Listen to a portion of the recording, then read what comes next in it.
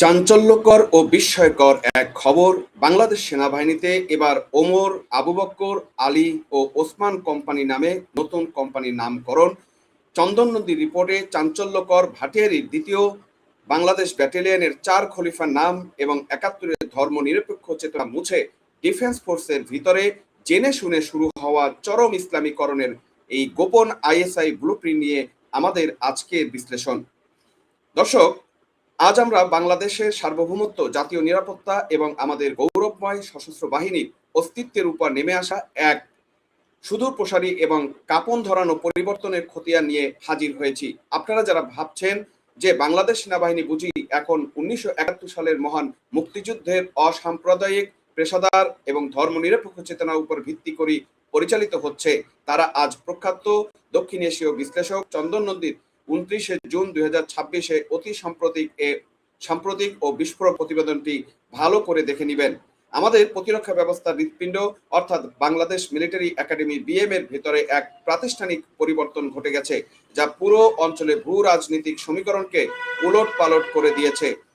গত 18 জুন চট্টগ্রামে ভাটিয়ারীস্থ বিএমএতে উদ্বোধন করা হয়েছে দ্বিতীয় বাংলাদেশ ব্যাটালিয়ন। আর নবগঠিত ব্যাটালিয়নের অধীনস্থ 4টি কোম্পানি নাম রাখা হয়েছে, কি জানেন? সেটা হচ্ছে নবী মোহাম্মদ সাল্লাল্লাহু আলাইহি সাল্লামের 4 বিশিষ্ট সাহাবী ও 4 খলিফার নাম অনুসারে কোম্পানির নামকরণ করা হয়েছে। Omar company, Abu Bakr company, Ali company এবং ওসমান কোম্পানি।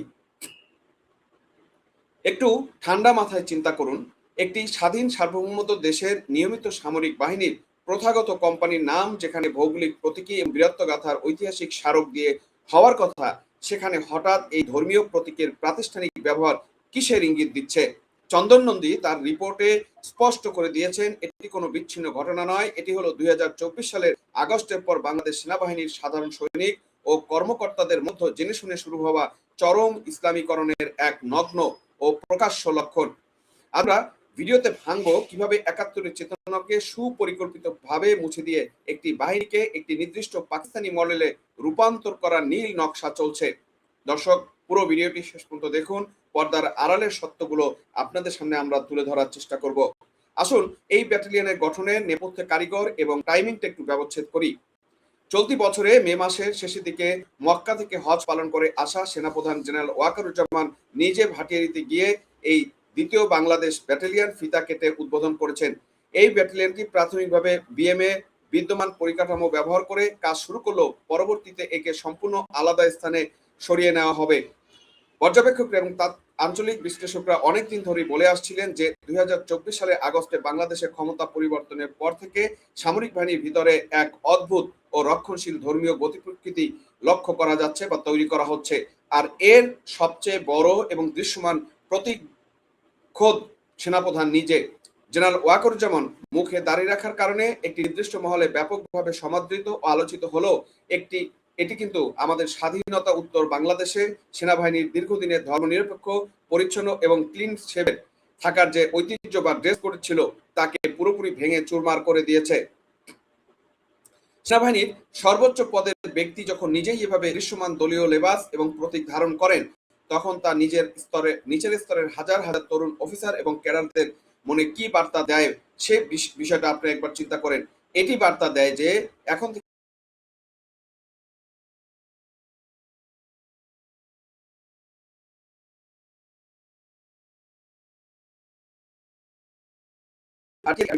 যেখানে অফিসার কারখানাতে খলিফার নামে কোম্পানির নাম করে আদর্শিক বীজ বুনে দেওয়া হয়েছে। দর্শক, চন্দন নন্দীর রিপোর্টটা একটু আপনাদেরকে দেখিয়ে আসি। সেখানে বলা হয়েছে, Burmese new battalion has Omar, Abu Bakr, Ali and Osman companies. Naming of 4 companies after close companions and feathers and sons-in-law is a sign of growing Islamization within the rank and file of the Bangladesh Army. এভাবেই চলো বর্ণনা করার চেষ্টা করেছেন। A newly raised Bangladesh Army battalion has named 4 companions. This unit after distinguished companions সাহাবাদের যারা আছে তাদের নামেই করা হয়েছে, সেটাই কিন্তু বলা হয়েছে of Prophet Muhammad, testifying of the growing Islamization as an organization that drew inspiration from the 1971 Liberation War. চন্দন নদী তার বক্তৃতায়ও বা তার লেখাতেও কিন্তু এই জিনিসটাকে এভাবেই তুলে ধরার চেষ্টা করছে যে এটা আসলে আমাদের স্বাধীনতার চেতনা থেকে ভুলণ্ঠিত করে নতুন একটা ধারার দিকে চলে যাওয়ার কথাই বলা হয়েছে। দর্শক, আসুন এবার এই ইসলামাইজেশনের বা ইসলামীকরণের পেছনে আসল প্রাসঙ্গিক একটু বুঝি, যা চন্দন নদী তার প্রতিবেদনে অত্যন্ত সাহসিকতার সাথে তুলে ধরেছেন।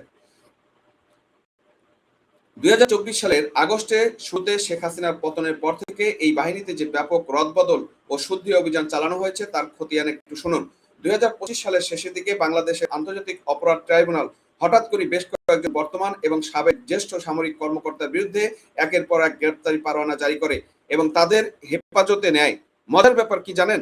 এই আক্রান্ত হওয়া কর্মকর্তাদের প্রায় প্রত্যেকেই ছিলেন পরবর্তী ধর্মনিরপেক্ষ মনোভাবাপন্ন আওয়ামী লীগ প্রশাসনের সাথে যুক্ত এবং পেশাদার ধর্মনিরপেক্ষ অফিসার। সমালোচক এবং আঞ্চলিক প্রতিরক্ষা বিশেষজ্ঞদের স্পষ্ট ভাষায় বলছেন, এই আইনি পরোয়ানা এবং গ্রেপ্তার নাটকটি আসলে কোনো ন্যায় বিচার ছিল না, এটি ছিল সেনাবাহিনীর ভেতরে একটি সুপরিকল্পিত আদর্শিক পুনর্গঠন। এর মূল উদ্দেশ্য ছিল কমান্ড পজিশন থেকে ধর্মনিরপেক্ষ এবং একাত্তর চেতনায় বিশ্বাসী অফিসারদের টেনে হিচড়ে বের করে দেওয়া আর সেই শূন্য পদগুলো কর্মকর্তাদের স্থলাভিষিক্ত করা, যারা পর্দার আড়ালে একটি নির্দিষ্ট ইসলামপন্থী ও উগ্র দৃষ্টিভঙ্গির প্রতি গভীরভাবে সহানুভূতিশীল। এই প্রাতিষ্ঠানিক ছাঁটাইয়ের আজ দ্বিতীয় বাংলাদেশ ব্যাটালিয়ন 4 খলিফা নামে কোম্পানির খোলার সাহস পাচ্ছে এই গোষ্ঠী।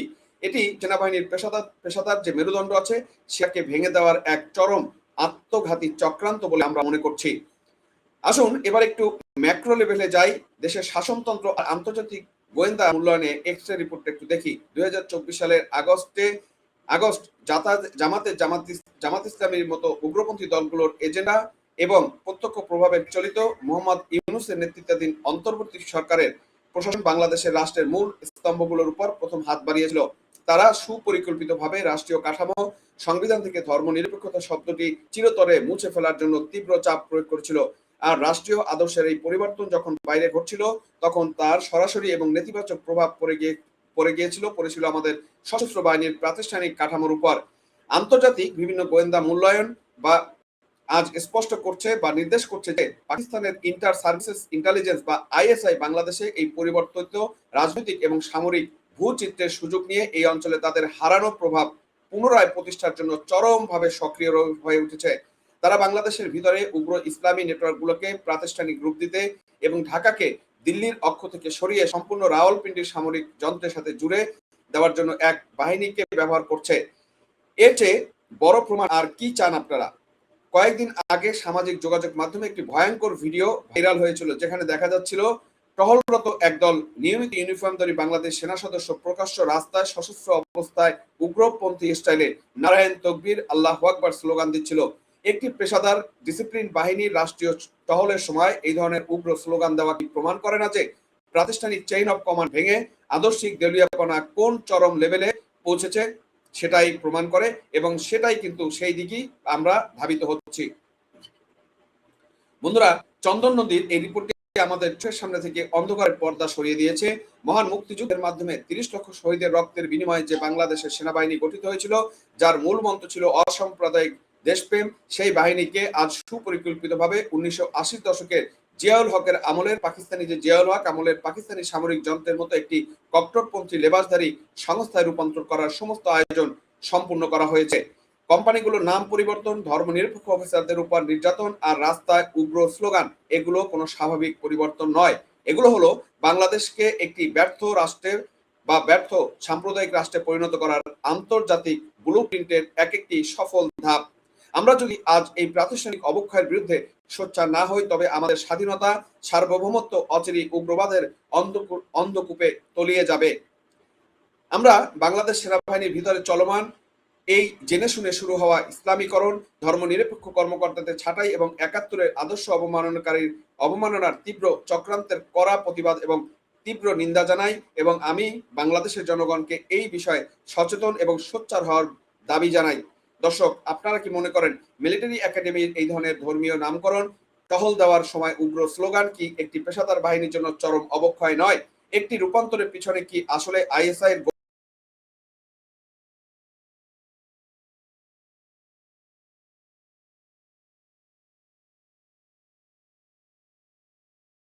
শেয়ার করে ক্ষতি নাগরিকের সামনে নিয়ে আসুন, করতে একদম ভুলবেন না। সচেতন থাকুন, নিজের প্রিয় মাতৃভূমির অস্তিত্ব রক্ষায় সোচ্চার থাকুন। বিদায় নিচ্ছি, তবে বরাবরই বলতে চাচ্ছি, আপনার ঘরে যারা শিশু সন্তান রয়েছে, বিশেষ করে মেয়ে শিশু সন্তান এবং যারা টিনেজার রয়েছে, মুরব্বী রয়েছে, তাদেরকে বিএনপি, জামাত, এনসিপি, মাওলানা মৌলবীদের মতো জঙ্গিদের কাছ থেকে নিরাপদে রাখুন এবং সাবধানে রাখুন। ধন্যবাদ সবাইকে।